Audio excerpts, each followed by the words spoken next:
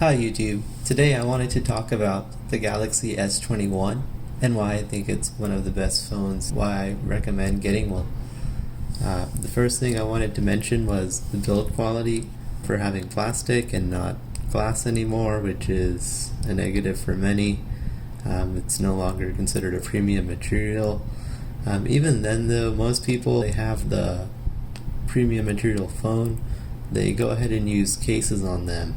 So once you start using cases, it's pointless to really have the material, because case, it makes the phone lighter and also makes it a little bit less prone to having fingerprints shown all over it. So in this case, I'm okay with it. In fact, it's an upgrade if it can make it lighter. The next thing is the weight is also much lighter as well. I previously upgraded from a Galaxy Note 8, so I noticed that there is a fair bit of difference there. I'm also going by the look. It's got this really retro look of having these three cameras there with an aluminum housing. And also I did want to mention that these come with a plastic screen protector built in when you open the phone. Please remember to note that, because I ended up thinking that it was just part of the boxing, so I went ahead and peeled off the entire thing, including the screen protector, not knowing that it was one. So whenever you get it, it's going to have this little flap here. Just make sure you tear the flap, and then it's a screen protector. And this phone is really good as well.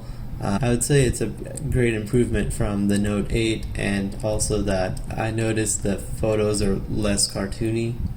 And as for the processor, the Snapdragon 808, it's super fast. It handles everything I throw at it, but I bet in DeX mode it's very handy. And so a couple of nice features that this phone does have is stereo speakers. It's so nice and clear. It can almost be a substitute Bluetooth speaker, I would say. The 120 Hz adaptive refresh rate, super smooth while going through apps. You can definitely tell the difference.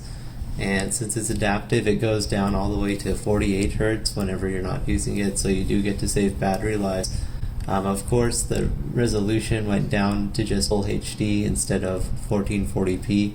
And I do miss having the 1440p option. Things are just crispier, and then also you can watch YouTube videos in 1440p, but on this phone, it's just regular HD. But that's okay though, as you do save more in battery life, and honestly the text is super sharp, so it would be kind of hard to tell.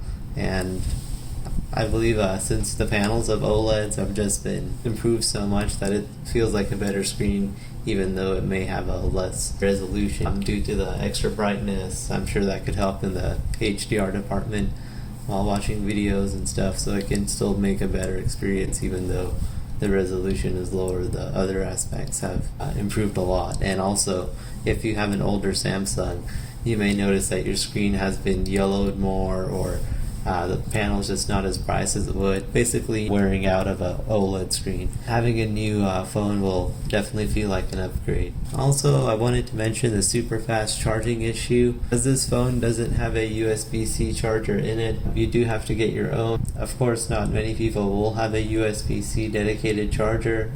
Even though they may be used to it, they probably use USB-A to C, so just make sure you have a charger outlet if you want to use the cable that they provide you with. One thing I wanted to mention here is I recently just bought a RAV Power charger along with a MacBook charger, and none of them give me super fast charging on this. It's really strange that it doesn't, and I had to research until I found out that it's because for the super fast charging at 25 watts, you need to be using a Power Delivery 3.0 charger in order to do that.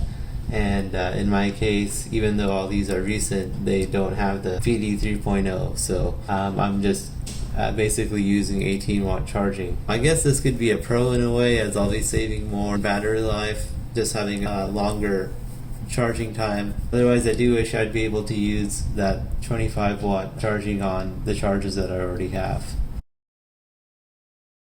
Hey, would I recommend this phone?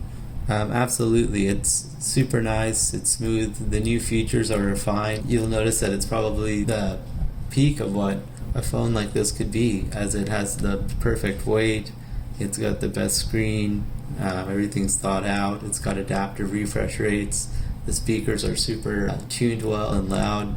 You could easily hear nice dialogue through them. There's really everything that you could ask for it, so with Samsung providing 4-year updates now and even longer security patches, there's no reason to not get this phone. Now I would say this is the best phone until foldables come out. Alright, thanks for watching. Be sure to comment, like, and subscribe. Have a good one.